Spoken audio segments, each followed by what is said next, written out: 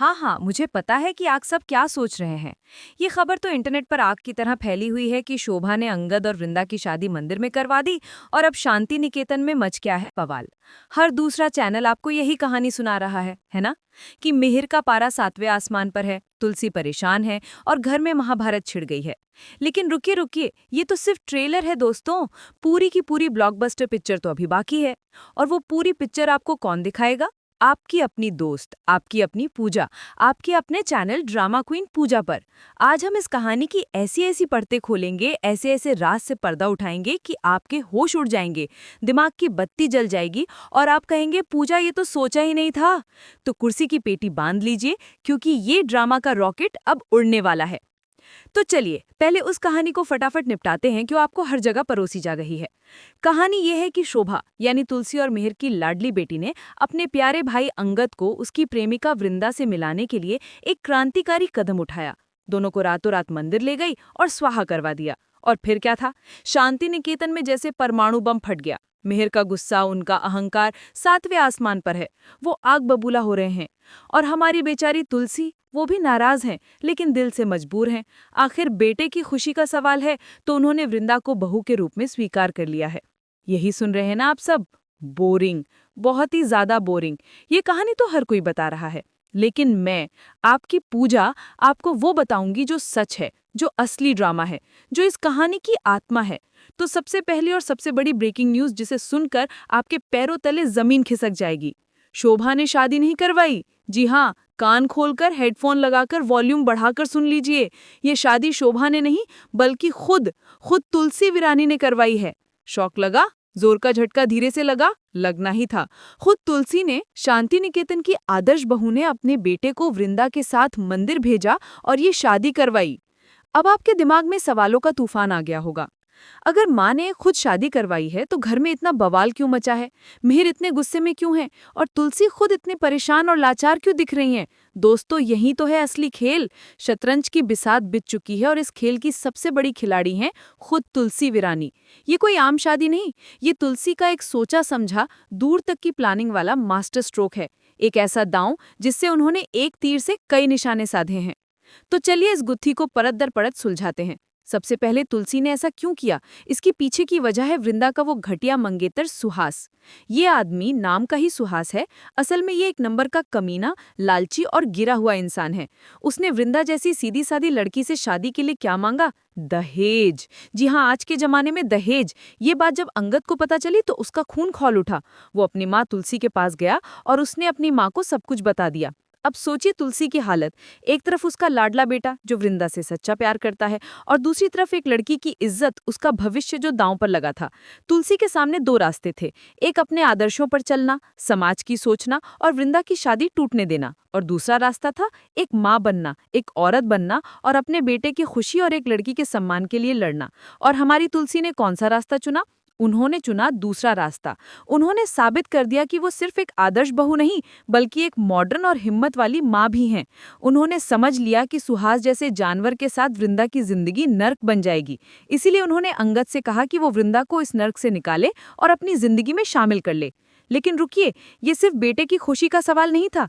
ये तुलसी का अपने पति मिहिर वीरानी को एक बहुत बड़ा और जरूरी सबक सिखाने का भी तरीका था। आपको याद है कुछ समय पहले परी का केस हुआ था? परी जो मिहिर और मंदिरा की बेटी है। खबरों के मुताबिक परी में कोई ऐसा बड़ा गुनाह किया था, ऐसा कोई कांड किया था कि खुद तुलसी को अपनी ही बेटी के खिलाफ अदालत में गवाही देनी पड़ी थी। उस वक्त मिहिर ने क्या किया था? उन्होंने अपनी बेटी का साथ दिया था, सच का नहीं। तुलसी के दिल में ये बात घर कर गई थी कि मिहिर अपनी बेटी के प्यार में इतने अंधे हो गए हैं कि उन्हें सही गलत, न्याय अन्याय का फर्क नजर नहीं आ रहा है। और दूसरा मामला पैसों का। आपको वो वायरल सीन तो याद ही होगा।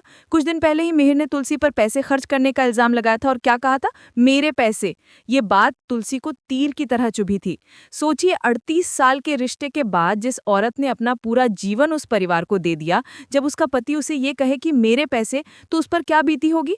तो तुलसी ने इस एक शादी से मिहिर को ये दिखाया कि जब परिवार पर, बच्चों की खुशी पर और किसी की इज्जत पर बात आती है, तो वो किसी की इजाजत का इंतजार नहीं करेंगी, ना मिहिर की ना समाज की। वो वही करेंगे जो सही है।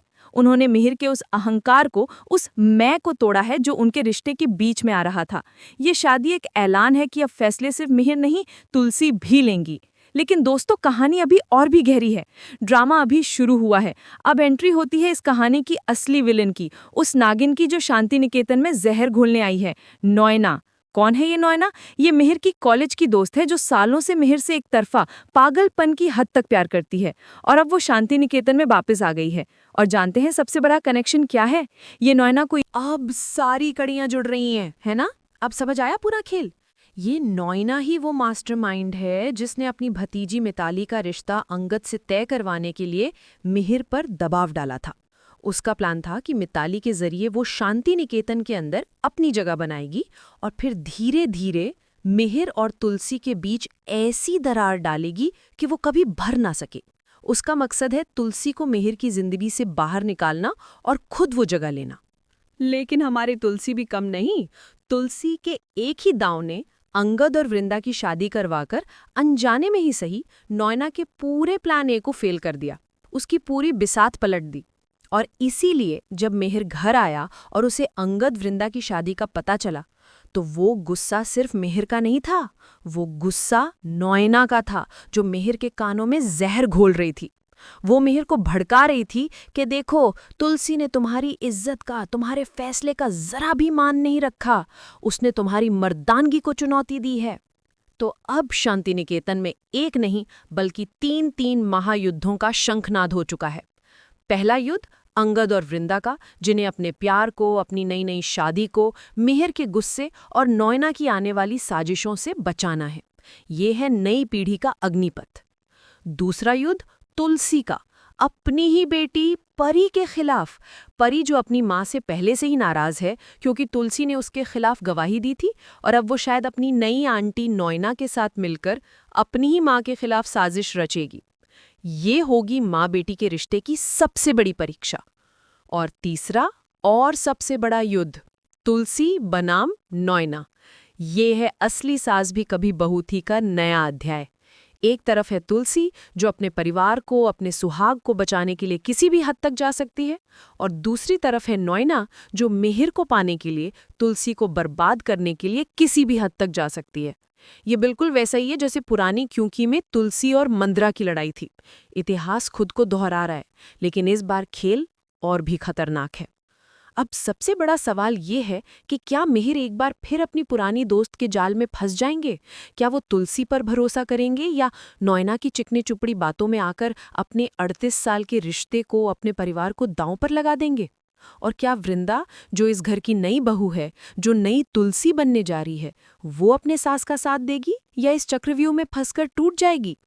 दोस्तों, ये ड्रामा अब एक ऐसे मोड़ पर आ गया है जहां हर पल एक नया तूफान आने वाला है। हर एपिसोड में एक नया धमाका होगा, और हर तूफान की, हर धमाके की पहली और सबसे सच्ची खबर आपको कहाँ मिलेगी? आप जानते हैं, सिर्फ और सिर्फ आपके अपने चैनल ड्रामा क्वीन पूजा पर। आपको क्या लगता है दोस्तों, क्या मिहिर का गुस्सा जायज है? आप टीम तुलसी में हैं या टीम मिहिर में? और आपको क्या लगता है नॉयना का अगला कदम क्या होगा? वो कौन सी नई चाल चलेगी? मुझे नीचे कमेंट्स में ज़रूर बताइएगा। मैं आपके हर एक कमेंट का बेसब्री से इंतज़ार करूंगी क्योंकि आपका ओपिनियन मेरे लिए बहुत मायने रखता है। तो ये थी आज की हमारी एक्सक्लूसिव, लंबी और मसालेदार पर्दाभास रिपोर्ट। अगर आपको मेरे ये अंदर के खुलासे और ये डीप एनालिसिस पसंद आया हो तो इस वीडियो को लाइक किए बिना मत जाइएगा। अपने सारे दोस्तों, परिवार वालों और क्योंकि के फैंस के साथ इसे शेयर कीजिए। और हाँ, अगर अभी तक नहीं किया है तो ड्रामा क्वीन पूजा को सब्सक्राइब करके वो घंटी ज़रूर बजा दीजिए ताकि कोई भी ब्रेकिंग न्यूज़ आपसे मिस ना हो। मैं आपकी पूजा मिलती हूँ आपसे अगले वीडियो में एक और भी धमाकेदार खबर के साथ। तब तक देखते रहिए, सोचते रहिए और एंटरटेन होते रहिए। बाय दोस्तों।